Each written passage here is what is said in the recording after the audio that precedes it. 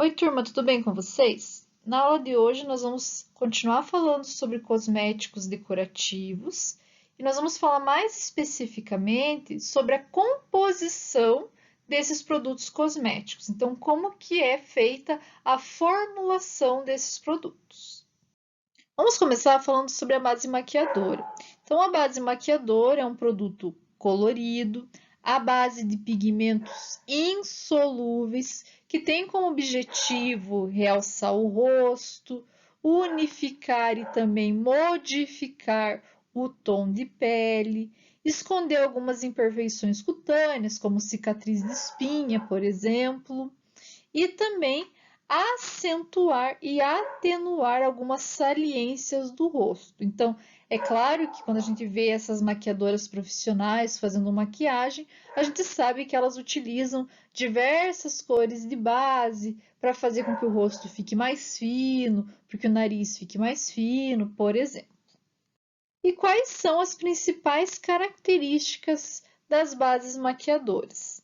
Ela precisa ter uma boa espalhabilidade, então tem que ser facilmente aplicável no nosso rosto. Outra coisa, tem que ter um bom poder de cobertura, porque a base ela tem que esconder as imperfeições. Então é extremamente importante esse poder de cobertura. Tem que ter um aspecto opaco, então não pode deixar o rosto com aquele aspecto brilhante, oleoso. Então essa característica é extremamente importante e ela precisa ser duradoura. Muitas vezes, quando a gente faz maquiagem, a gente quer que dure a noite inteira, então é essencial que ela dure. Outra característica importante, ela tem que ter uma segurança dermatológica. Não é um produto que a gente passa nos olhos especificamente igual a sombra, né? Mas a gente vai passar no olho para tirar alguma imperfeição ou até mesmo tonalizar a pele antes de passar a sombra. Então é importante um cuidado dermatológico igual os produtos que a gente usa no olho, como lápis, rímel. Então tem que ter um cuidado na base maquiadora também. E outra coisa importante, é claro, a base ela não pode ser comedogênica, ou seja, não pode causar espinha. Por como que causa espinha? O que é comedogênio? Vamos lembrar lá. Comedogênio é quando a substância, a formulação que a gente está utilizando, ela obstrui o poro e faz com que ocorra uma inflamação por causa do poro estar obstruído, formando a espinha ou o cravo. Então, nós temos que ter essa característica aqui como essencial. A base não pode ser comedogênica. Existem diversos tipos de formulações que podem ser utilizados nas bases maquiadoras. Então, depende muito, é claro, do tipo de pele que essa base vai ser destinada. Uma delas é a emulsão óleo em água, onde nós vamos ter bases aquosas que vão ter uma maior concentração de água do que concentração de óleo.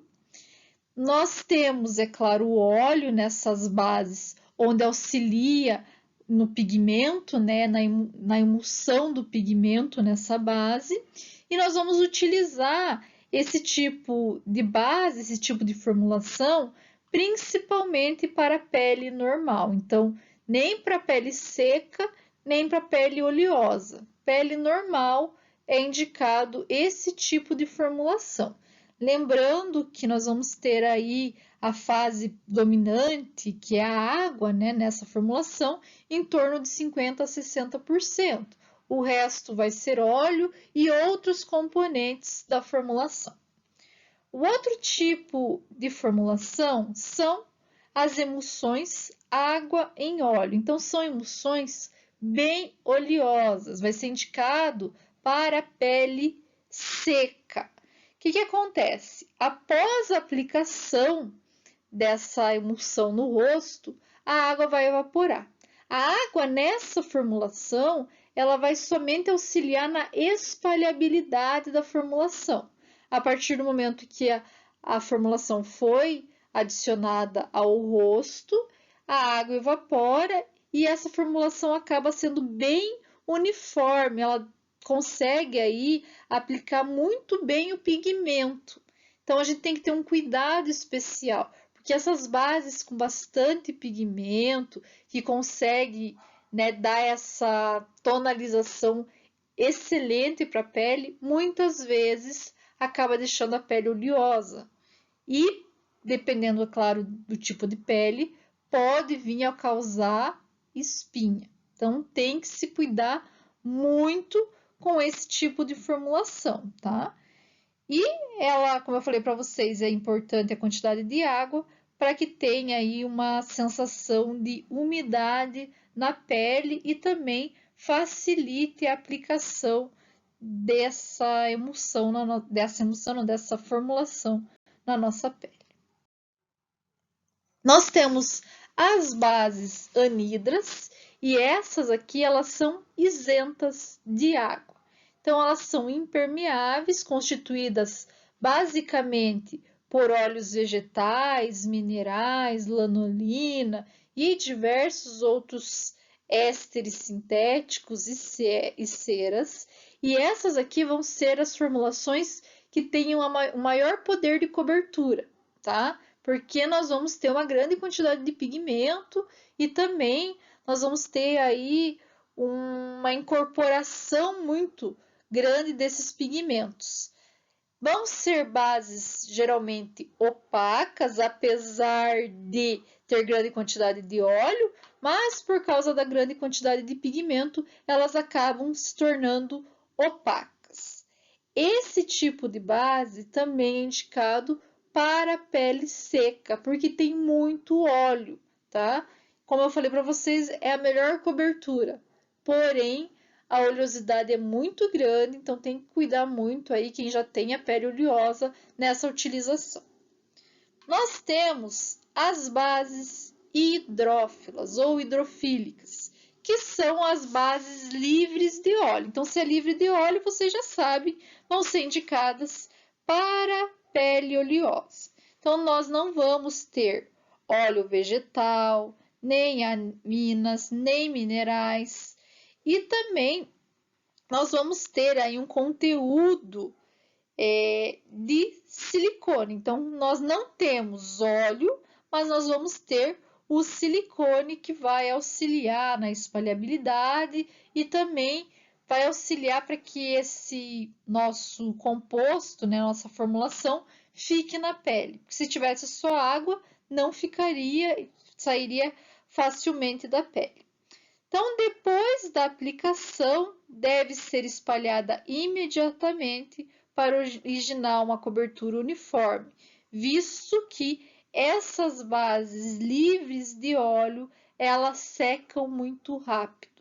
Então, quando vocês forem utilizar, né, vocês já devem ter observado essas formulações que não tem óleo, até protetor solar com, não sei se vocês já utilizaram, mas provavelmente já, alguns protetores solares que têm pigmento junto, que dá coloração e são livres de óleo, eles têm que ser aplicados rapidamente, porque eles secam e daí tem uma dificuldade de espalhar.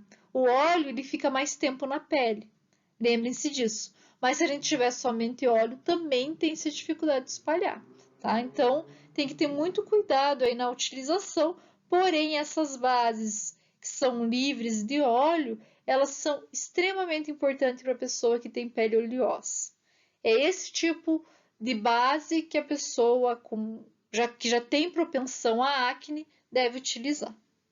Então, como componente dessas bases maquiadoras, nós temos os óleos voláteis, que vão fixar o pigmento na pele após a evaporação da água e vai conferir um efeito mais duradouro. Então, a gente, como eu falei para vocês, quando nós temos alta quantidade de óleo e cera, nós vamos ter uma pigmentação maior, vai ter um poder de cobertura maior e também um poder de durabilidade.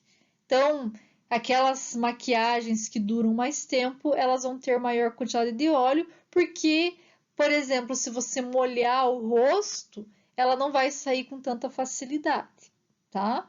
Porque se fosse a base de água, sairia com facilidade.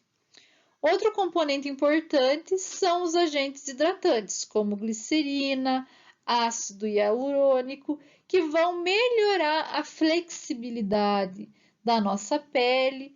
Nós também podemos aí ter substâncias que atuem como antirradicais livres, que também auxiliam aí na hidratação e também auxiliam até no anti-envelhecimento da pele, que podem ser adicionadas aqui na base maquiadora. Os ceramidas, ela acaba reforçando a barreira cutânea. Então, vai fazer com que você perca menos água para o ambiente, por exemplo, aumentando a hidratação da pele. E os pigmentos, eles geralmente, os que são utilizados nas bases maquiadoras, mas também no pó, são geralmente revestidos com silicone, o que faz com que nós tenhamos aí uma melhora na propriedade sensorial das formulações. Então, nós vamos ter uma espalhabilidade melhor, vai ter um toque mais suave dessa base, tá? Outra coisa interessante dos pigmentos, até eu sempre falo, né? Quem já foi no Boticário já deve ter ouvido falar.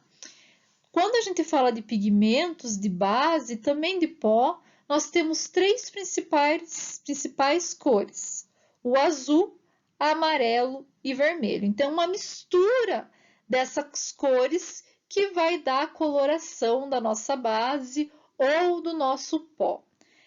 É interessante, por exemplo, que quando a gente fala de pele muito clara, nós vamos ter uma grande quantidade de pigmento azul, que vai dar uma coloração bege claríssimo. Vai ter coloração amarela, vai ter coloração vermelha, porém, quem predomina é o pigmento azul.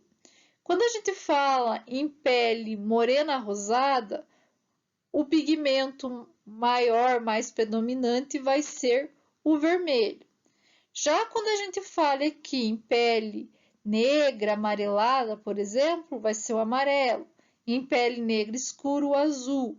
Então, depende muito, é claro, do tom de pele, a quantidade e predominância dos pigmentos. Então, isso é bem legal, bem interessante, e as indústrias elas acabam utilizando, né, esse tipo de predominância para poder sempre dar uma tonalização igual para as bases e para os pós antes de enviar para o mercado. Outros componentes que podem estar presentes nas bases maquiadoras são o filtro solar UV, né, que vai permitir aí que essa base tenha um poder de fotoproteção. Geralmente, nós vamos ver quando a gente fala de base, uma proteção de 5 a 30, o fator de proteção solar. É claro que, como eu falei para vocês, nós temos protetores solares com pigmento. Daí nós vamos ter aí protetor solar com fator de proteção 70, 90, que tem pigmento. Agora, se a gente for falar de base com protetor solar, vai de 5 a 30, tá? Não mais que isso. Nós vamos ter proteção UVA e UVB, tá? Então, é bem interessante. Agora, tem outra... Opa, desculpa aí. Tem outra característica interessante. Se você estiver usando a base maquiadora, querendo que ela tenha a função de protetor solar, né? E você, por exemplo, não tem um protetor solar, você acabou utilizando a tua base maquiadora para esse fim. Então, você vai ter que fazer a reaplicação dele várias vezes ao dia para ter essa função de protetor solar. Outras substâncias que nós podemos ter presentes são as substâncias seborreguladoras. Essas substâncias vão diminuir a produção de sebo pela pele, fazendo com que a pele ela fique com aquela característica de pele seca, sem ter oleosidade por causa das glândulas sebáceas mesmo. Então, ela diminui a produção de sebo por essas glândulas. O pó facial é definido como uma mistura de substâncias pulverizadas que são usadas para disfarçar imperfeições, absorver secreções cutâneas, tanto secreções oleosas quanto secreções aquosas, alterar temporariamente a tonalidade da pele e também servir como um fixador da base. Então, após a aplicação da base, você pode estar passando esse pó para fixar a base no seu rosto, para que ela não saia tão facilmente. Como características, o pó ele vai ter na sua composição pós de textura ultra fina e recipientes de toque suave, que proporcionam um efeito uniforme sem deixar um aspecto oleoso. Então, essa é uma característica do pó, retirar a oleosidade da pele. Outra coisa, o pó, ele precisa ter como característica um bom poder de cobertura e aderência, deve apresentar um bom poder absorvente, né, sem desidratar a pele, ou seja, ele não pode retirar a hidratação natural da pele. Ele tem que, né, não deixar a pele ficar oleosa, porém não pode retirar a hidratação que já existe nessa pele. Outra característica importante, o pó ele deve ser suficientemente deslizante para que a gente tenha uma aplicação fácil. Ele deve ser homogêneo, ou seja, o pó que está, né, quando a gente fala principalmente pó compacto, né, o pó que está em cima do teu pó compacto e o pó que está lá embaixo tem que ter a mesma tonalidade, precisa ser homogêneo. E é claro, né, uma característica de todos os produtos cosméticos ter fácil aplicação. Em relação ao poder de cobertura, nós temos aí a utilização do dióxido de titânio, que a gente já falou sobre ele, lembra? A gente utiliza ele no protetor solar também. Óxido de zinco, caolin, carbonato de cálcio e estearato de magnésio. Então, essas substâncias, elas são conhecidas por dar o poder de cobertura, por fazer com que a pele fique na mesma tonalidade, tá? Só que nós temos um problema com esses componentes. Quando nós temos alta concentração, ele deixa o pó pouco deslizante, tá? Com exceção, anotem aí, do estearato de magnésio. Então, o carbonato de cálcio, caolin, óxido de zinco e dióxido de titânio, eles não deixam que o pó deslize tão fácil. Então, tem que se cuidar na concentração, porque senão o pó ele não vai ficar homogêneo no rosto. Em relação ao poder de deslizamento, nós temos a utilização do talco, sericite, estearato de magnésio, que já tem um poder de cobertura e tem poder de deslizamento, cálcio e alumínio. E o que quer dizer esse poder de deslizamento? Permite uma boa aplicação e faz com que o pó ele fique bem lubrificado, então ele deslize facilmente. Então, essas substâncias que eu falei para vocês dão essa característica ao pó. Nós também temos que ter pó com poder de aderência. E aqui nós temos a mica, estearato de magnésio novamente e de zinco, amido e álcool estearílico ou cetoestearílico. E o que quer dizer esse poder de aderência?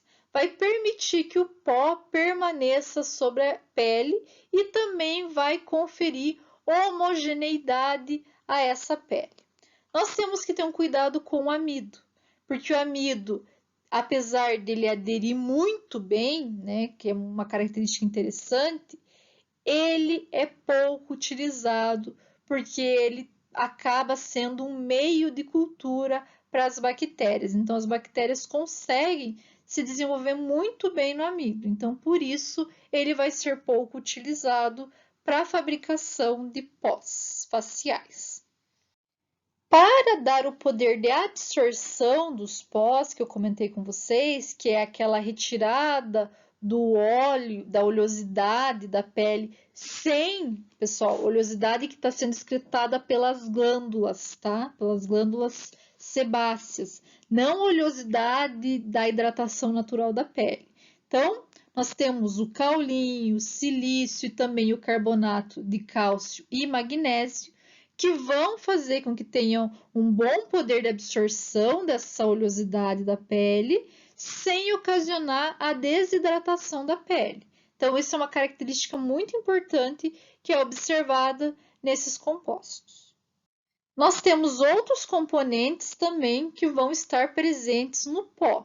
Então, nós temos componentes que vão dar estabilidade e conservação, que são os antioxidantes.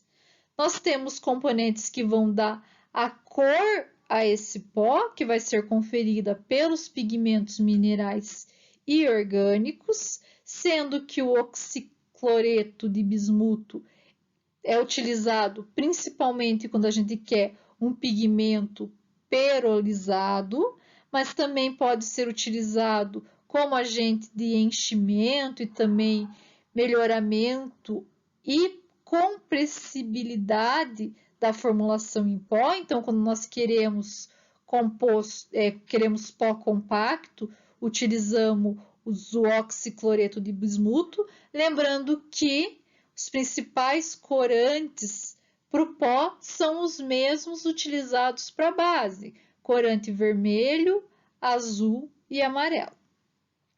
E nós podemos ter também o aroma presente nesse pó, que dá aquele cheiro agradável, né? Lembrando também que nós temos que ter um cuidado no aroma, tanto no pó quanto também na base. Também podemos colocar o aroma na base, e é bem comum, porque eles têm que ser neutros e hipoalergênicos, não podem causar nenhum tipo de reação cutânea. Então, tem que se cuidar muito, muito, muito com esses aromas, com esses óleos, né? Alguns óleos essenciais que podem ser adicionados, porque muitas vezes eles dão alergia. Outra coisa, dependendo do óleo essencial, tem que cuidar muito com o óleo essencial, pessoal.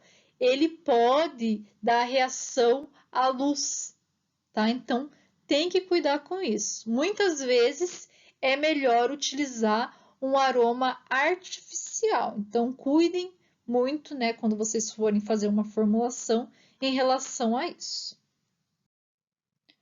O blush, que é uma outra formulação muito utilizado, né, para fazer maquiagem, eles vão ser geralmente aplicados na maçã do rosto, né, geralmente, mas a gente sabe que atualmente é aplicado na testa, no contorno do rosto, com o objetivo de salientar essas regiões.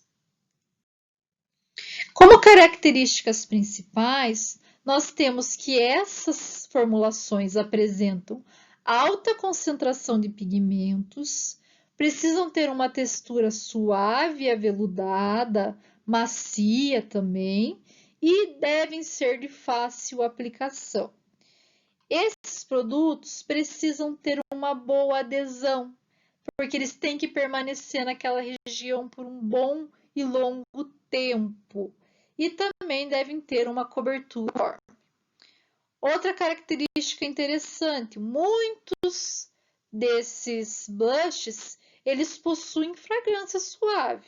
Então, essas fragrâncias, elas não devem ser comedogênicas, não devem ser alérgicas, né? Então tem que ser antialérgicos e também devem apresentar segurança dermatológica. Lembra que eu falei para vocês, dependendo da fragrância, se sai no sol dá alergia, pode queimar a pele. Então tem que cuidar muito com, né, a fragrância que você vai utilizar e cuidar muito com a utilização de óleos essenciais. Então a gente quase não utiliza, né? Procura utilizar outro tipo de composto em formulações cosméticas, principalmente para formulações que vão ficar expostas, né? Que são aí os cosméticos decorativos, né? Querendo ou não, nós vamos estar com ele exposto à luz solar e tem que cuidar muito com isso. Nós também temos uma grande diversidade dos tipos de formulações utilizadas para blush. Então, nós temos os blushes compactos, que vão ser compostos por uma mistura de pós e pigmentos. Lembrando que os pós nós temos talco, estearato de zinco e também carbonato de magnésio, que vão ser aqueles, né, mais comuns, que são igual ao pó compacto, o blush compacto. Nós temos também os blushes cremosos, que vão ser compostos por excipientes lipossolúveis, como cera, vaselina e parafina, e também pigmentos insolúveis e também dióxido de titânio. Então, nós vamos ter principalmente 3 compostos: excipientes lipossolúveis, pigmentos insolúveis e dióxido de titânio. Porque o dióxido de titânio ele auxilia aí na nossa, vamos dizer assim, na uniformidade desse pigmento. Então, ele é bem importante na utilização. Nós temos também os blushes líquidos, que podem ser tanto emulsão óleo em água, quanto água em óleo, mas são pigmentos leves, tá? Eles vão ser insolúveis, né? Mas eles vão ser bem leves, não vão ser blushes muito pesados. E também, dependendo da quantidade de água, eles vão durar mais ou menos, né? Depende aí da formulação. Nós temos ainda os blushes em gel, que são emulsões constituídas por um gelificante com pigmentos insolúveis. Esses blushes em gel podem ser bem utilizados principalmente por pessoas que têm pele oleosa, porque aqui nós não temos nenhum componente oleoso, somente o gelificante e o pigmento, e isso faz com que a pele não fique mais oleosa do que ela já é. A sombra para os olhos é definido como formulação utilizada para conferir cor às pálpebras e sobre as sobrancelhas, podendo harmonizar e corrigir o tamanho e o formato dos olhos. Possuem grande quantidade de pigmento, principalmente pigmentos perolizados ou perolados. Por quê? Porque são pigmentos que têm aquela coloração brilhante. E nós sabemos que são as sombras mais utilizadas, as que têm essa característica. Qualquer, né? Claro que nessa figura aqui é bem demonstrativo, mas nós sabemos que dependendo do tipo de aplicação da sombra, nós podemos ter uma modificação bem grande no formato dos olhos. Como características principais, a sombra ela deve ser fácil de aplicar, apresentar bom poder de aderência e de cobertura e também textura suave.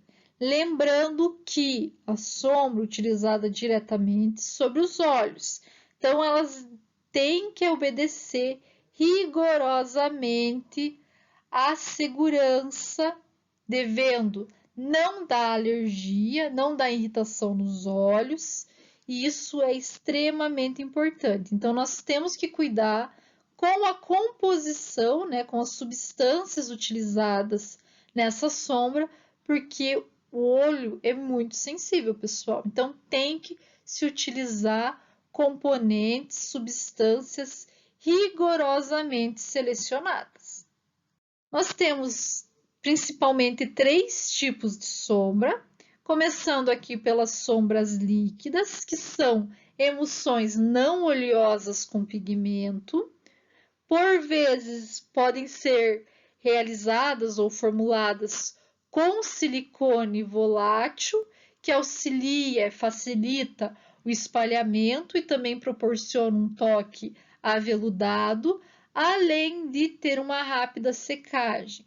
Então, quando a gente fala de sombra, sombras com muito óleo não vão ter rápida secagem. E isso vai fazer com que nós tenhamos aí uma dificuldade até mesmo no desenho dessa sombra. Então, tem que cuidar muito com isso. E as sombras líquidas nem são tão utilizadas por causa disso, tá?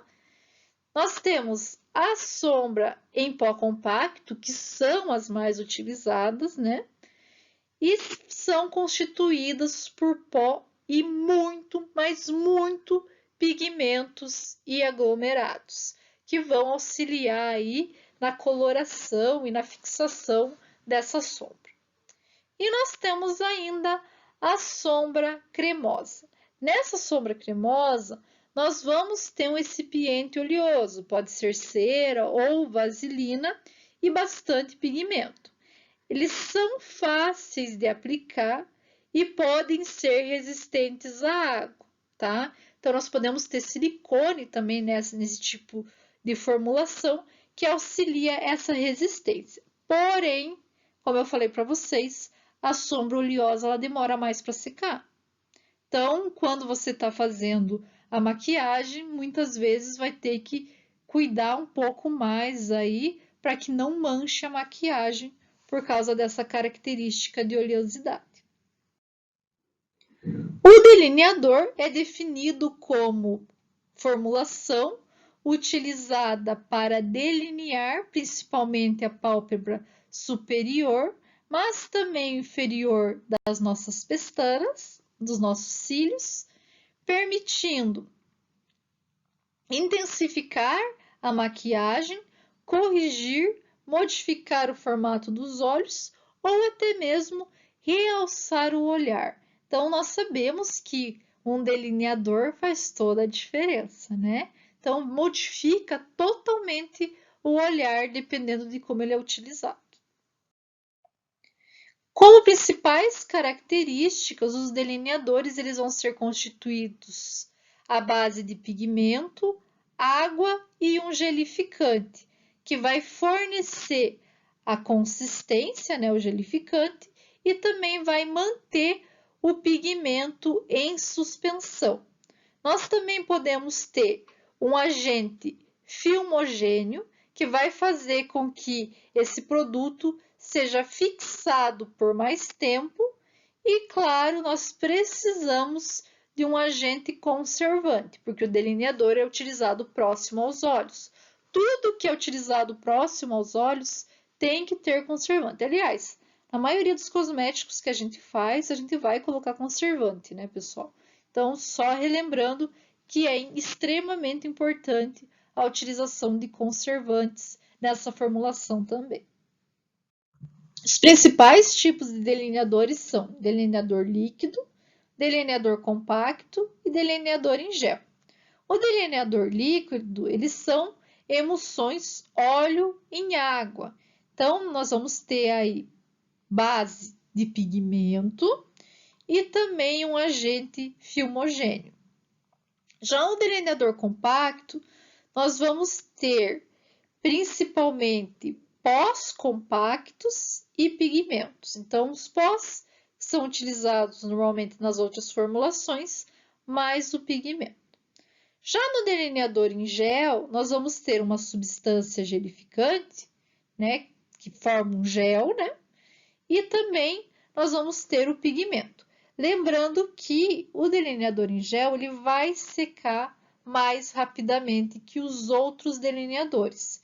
Então, às vezes, quando você tem uma dificuldade em passar o delineador, por exemplo, é uma indicação você utilizar o delineador em gel, porque como ele seca mais rápido, quando você abre o olho, ele não vai manchar, tá? Então, é interessante, se vocês quiserem fazer um teste, utilizar esse tipo de delineador. Os lápis de maquiagem eles são constituídos de cera, parafina e pigmento e protegidos por uma cobertura de madeira. Não sei se vocês vão lembrar, quem foi no Boticário ano passado, os lápis da maioria, eu acho que assim, de todos, não sei se é de todos, né? Mas da maioria dos fabricantes do Brasil é produzido pela Faber-Castell. Olha que interessante. Então, eles mandam a formulação e a Faber-Castell produz para eles, né? Para o Boticário, para a Natura, para que eles não precisem ter uma fábrica de lápis. Então, eles fazem a formulação, enviam e a Faber-Castell produz o lápis para ele e se coloca o emblema aí do Boticário, por exemplo. Como característica, o lápis ele não deve ser nem muito duro, nem muito mole, porque ele não pode machucar o olho e ao mesmo tempo ele tem que ser facilmente aplicável. Ele não deve ser quebradiço, né? Porque se ele for quebradiço, ele não vai ser aplicado facilmente. E durante a aplicação, ele tem que ter um toque suave. Não pode machucar o olho, a boca, né? Porque não é só lápis de olho que a gente tem diversos tipos, né? Mas ele tem que ter essa característica aí muito interessante, que é a aplicação suave. Então, como eu falei para vocês, nós temos os 3 principais tipos de lápis utilizados na maquiagem: lápis para olho, lápis para sobrancelha e lápis para o contorno dos lábios. O lápis para olho vai auxiliar aí no delineamento da pálpebra superior e inferior e vai realçar o olhar. Já o lápis para sobrancelha, ele vai realçar a sobrancelha, aperfeiçoar o formato e ele também vai auxiliar na correção das imperfeições e das falhas na sobrancelha. Atenção, esse tipo de lápis, o lápis de sobrancelha, ele tem uma consistência mais dura que o lápis para olho, tá? Então, é uma característica interessante. O lápis para contorno dos lábios atualmente não é tão utilizado. Antigamente ele era muito utilizado. Não sei se é da época de vocês, mas ele era muito utilizado para que nós tivéssemos aí uma melhor aplicação e fixação do batom. Atualmente ele não é tão utilizado como já foi um dia, digamos assim. O rímel é um produto aplicado nos cílios que tem aí como principal função escurecer o cílio, torná-los mais longos, mais curvados, mais sedosos ou mais espessos, fazendo com que ocorra um realce no olhar. Então, essa é uma característica, né, dos nossos rímels atualmente. Claro, cada dia que passa tem um rímel diferente no mercado, pessoal. Ou as cerdas são diferentes, ou o composto é diferente, porque o rímel é muito utilizado e tem assim uma função muito importante no realce do olhar, tá? Ele pode deixar, como eu falei para vocês, o cílio mais longo, mais volumoso. Então, tem-se, é claro, uma grande tecnologia envolvida e um desenvolvimento de novos produtos bem grande nessa área. O rímel ele pode ser transparente quando nós queremos apenas alongar os cílios ou apenas pentear as sobrancelhas, que ele também pode ser utilizado para pentear a sobrancelha. Ele também pode apresentar outras cores além do preto, como azul, verde, castanho, acinzentado, entre outras, então pode ter uma coloração diferente. Lembrando que alguns pigmentos utilizados nesse rímel podem colorir as lentes de contato, então tem que ter cuidado. Por exemplo, o corante carmim. Então, o carmim, ele pode, né, quando utilizado, fazer com que a tua lente de contato fique vermelha. Então, tem que cuidar. Vermelha não vai ficar um vinho, né? Então, tem que cuidar aí nessa utilização, tá? O rímel ele pode ser líquido, cremoso ou à prova d'água. O líquido geralmente é utilizado a formulação óleo em água, constituído por água, né? Cera, como cera de abelha, cera de carnaúba e pigmentos. A água evapora e vai fazer com que seque rapidamente o rímel. Então, essa é uma característica interessante dos rímels líquidos, porque nós vamos ter uma evaporação rápida, ou seja, uma secagem rápida dos cílios. E ele vai apresentar aí uma característica de engrossar as sobrancelhas.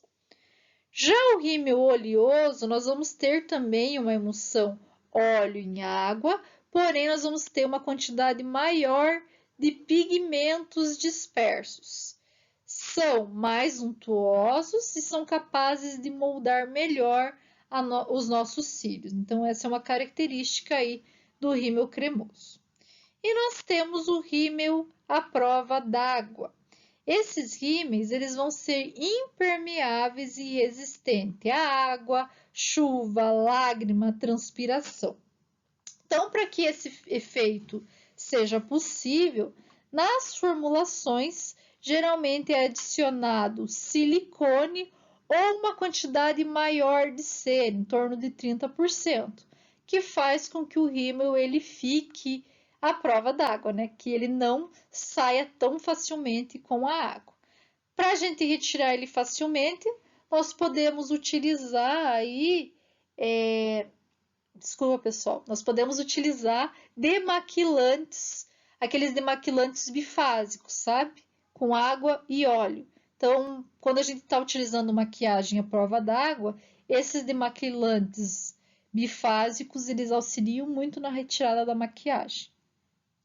Os rímels, eles devem ser seguros tanto dermatologicamente como oftalmologicamente, e isso serve para outras formulações decorativas também. Na sua constituição,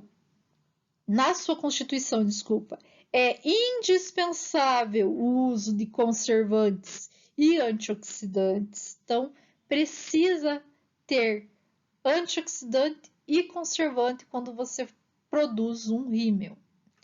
Outra característica interessante é que pode ser adicionado no rímel vitaminas como vitamina B5, que vai estimular o crescimento do cílio, vitamina F, que é nutritiva, e também excipientes hidratantes, que vão auxiliar na hidratação do cílio. Os corretivos, por sua vez, são produtos que vão ter como objetivo camuflar principalmente as olheiras, né, que ficam aqui, uma coloração um pouco mais escura, logo abaixo dos olhos. Nós já vamos falar por que nós temos essa coloração mais escura. E ela vai, né, o corretivo ele vai fazer com que nós conseguimos camuflar ou disfarçar essa coloração mais escura logo abaixo dos olhos. Então, as olheiras, elas são definidas como uma hipercromia. O que é hipercromia? É uma coloração mais escura que fica na região periocular, que pode ser devido ao aumento da quantidade de melanina nessa região, ou também pode ser devido às alterações vasculares que podem ocorrer aqui, deixando essa região com uma coloração mais arroxeada ou castanha. Então, a olheira ela pode ser tanto por causa da vascularização da região, como pelo aumento na produção de melanina dessa região. Então, os corretivos, eles são compostos por pigmentos claros ou brancos, como, por exemplo, o dióxido de titânio, em grandes quantidades para fornecer um poder de cobertura elevado e por pigmentos minerais para conseguir uma tonalidade mais próximo possível do tom de pele. Então, nós temos o que utilizar geralmente corretivos no mesmo tom da pele. Caso você não consiga um corretivo no mesmo tom da tua pele, indica-se que você utilize um corretivo um pouquinho mais escuro, não muito, que a pele, tá? Porque daí depois quando você passa a base ou até mesmo o pó, você vai conseguir unificar, né, tonalizar essa pele. Se você passar um corretivo mais claro, às vezes você vai ficar com cara assim muito clara, tá? Então tem que cuidar aí na escolha desse corretivo. O corretivo, ele pode estar, né, na formulação líquida ou na formulação sólida, podendo estar em stick, que é aquela forma de bastão, ou em lápis. tá? Então, nós podemos ter líquido, stick ou lápis. Basicamente, são formulados por emulsão, mais ou menos consistente, dependendo, é claro, do poder de cobertura. Quando você quer um poder de cobertura maior, nós vamos ter uma consistência maior, ou seja, ele vai ser mais grosso. O batom, por sua vez, é definido como uma dispersão de pigmentos numa base formada pela mistura de óleos vegetais e minerais, gorduras e ceras. Então, nós vamos ter a incorporação dos pigmentos em uma base oleosa. Como característica principal, os batons eles não devem causar irritação na mucosa labial, devem apresentar uma consistência estável em temperaturas que variem de 4 a 40 graus Celsius, ou seja, o batom não pode derreter em 40 graus Celsius, pessoal. Se o teu batom é porque ele não é de boa procedência, tá? Nesse calor que estamos atualmente. Outra característica importante dos batons é que ele deve ter uma boa aderência e proporcionar brilho nos lábios, ou não, né? Se for um batom mate, não precisa. E ele deve também ser fácil de aplicar, apresentar uma consistência homogênea, uma boa textura, tem que ter também um fácil deslizamento, ele não deve quebrar durante a aplicação, características essenciais para um bom batom. Nós também podemos acrescentar nas formulações dos batons hidratantes nutrientes, como vitaminas e ceramidas, e também podemos acrescentar protetores labiais contra a radiação UV. Então, atualmente nós temos aí diversos batons que têm proteção contra a radiação UV. E no inverno nós vamos ver, é claro, uma maior utilização de batons com hidratantes para que o nosso lábio não resseque.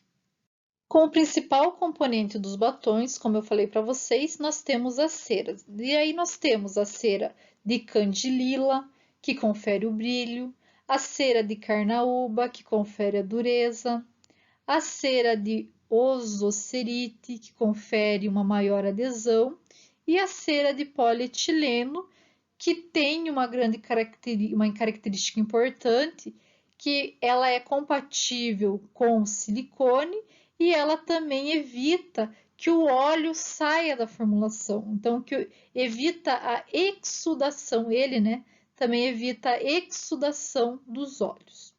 Normalmente, quando nós fazemos um batom, nós vamos fazer uma combinação dessas ceras, de todas elas, tá? Então, dependendo do batom, nós vamos ter uma quantidade maior de uma ou de outra cera. Cerca de 20% normalmente de cada uma delas, que são misturadas cuidadosamente para atingir o ponto de fusão desejado. Então, nós vamos acrescentar todas elas e fazer com que ocorra o ponto de fusão para depois acrescentar o pigmento, por exemplo. Ah, uma outra coisa interessante. A cera é quem vai dar a dureza e também rigidez na nossa formulação. Então, é ela que vai ser responsável pela dureza do batom, além de proporcionar brilho a esse batom. Outros componentes muito utilizados são os óleos. Então, os óleos eles vão conferir o brilho e também vão auxiliar no deslizamento do nosso batom. O óleo de rícino, por exemplo, ele vai ser utilizado para a dispersão dos pigmentos. O óleo mineral, além de conferir o brilho e deslizamento, tá? O óleo mineral, ele vai ser utilizado para formar um filme uniforme e adequado na superfície do lábio, e o óleo oleico álcool oleico, ele pode ser utilizado para substituir o óleo de rícino, porque ele é menos oleoso e, consequentemente, ele é menos viscoso, tendo uma facilidade na sua aplicação. Os pigmentos, é claro, serão responsáveis pela coloração dos nossos batons. Eles vão ter aí uma grande quantidade no mercado, então nós temos diversos tipos e coloração de batons, sendo que nós vamos ter uma concentração deles no batom em torno de 2 a 10%.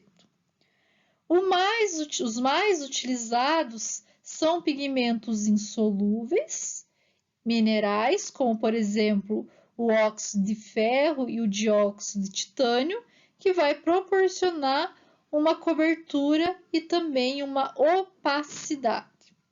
Já os pigmentos orgânicos e perolizados, eles também vão ser utilizados, mas em menor concentração. E como é que nós fabricamos um batom? Então, primeiramente, nós misturamos a cera e o óleo em altas temperaturas e depois nós vamos dispersar os pigmentos numa base oleosa, por exemplo, no óleo de rícino, e acrescentar esse pigmento disperso na base que foi fundida. Depois que você homogeneizou a formulação, você vai colocar esse batom em molde para formar aí, para ter o formato, desejado, né? Podendo ter o formato de bastão, podendo ter o formato de batom mesmo, ou até mesmo aquelas bolinhas, sabe, que o pessoal utiliza para hidratação do lábio, também é feito assim. Coloquei aqui mais como curiosidade mesmo em relação ao batom mate e o gloss. No batom mate, nós vamos ter o efeito mate devido à utilização do talco, silicone e dos polimetilmetacrilatos, que vão conferir um pó deslizante, né, que é o batom macio e que fica com essa característica opaca, tá? Já no gloss, nós vamos ter uma maior proporção de cera e óleo e menor proporção de pigmento, fazendo com que fique um brilho assim diferenciado. É claro que o pigmento também ele já tem essa característica perolada, tá? Mas para que ele fique com essa característica úmida, nós vamos ter uma maior quantidade de cera e óleo e menor quantidade de pigmento. O esmalte, por sua vez, são formulações, né, aplicadas nas nossas unhas, que após secagem formam um filme duro e brilhante. Nós temos aí como principais constituintes o formador de filme primário, a resina secundária formadora de filme e os plastificantes. O formador de filme primário, ele é responsável pela dureza e resistência à abrasão. Como principais constituintes, nós temos os polímeros, de metacrilato, os polímeros vinílicos e nitrocelulose. Já na resina secundária formadora de filme, nós vamos ter como principal função acrescentar brilho e aderência à formulação.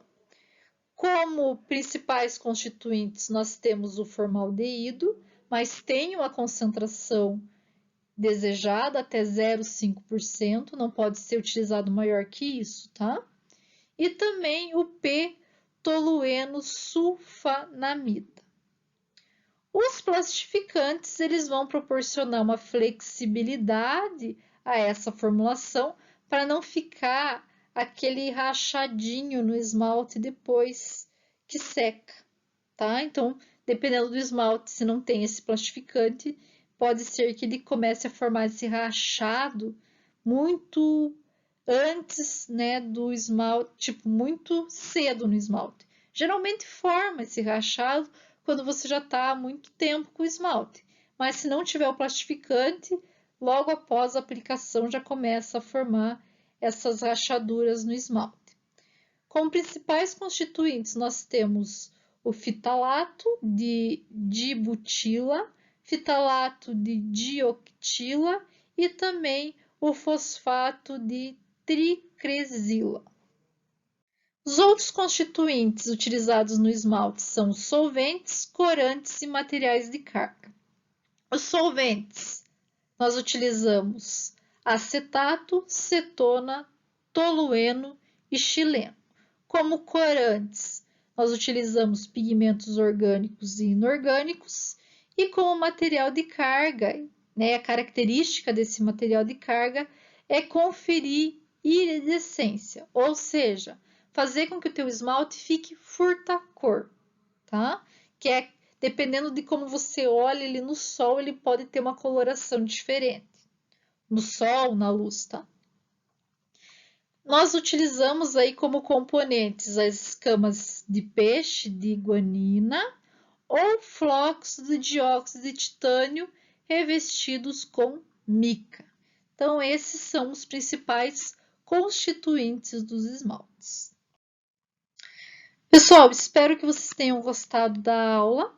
Qualquer dúvida, me mandem WhatsApp, e-mail, estou à disposição. Tenham um bom final de semana e até semana que vem.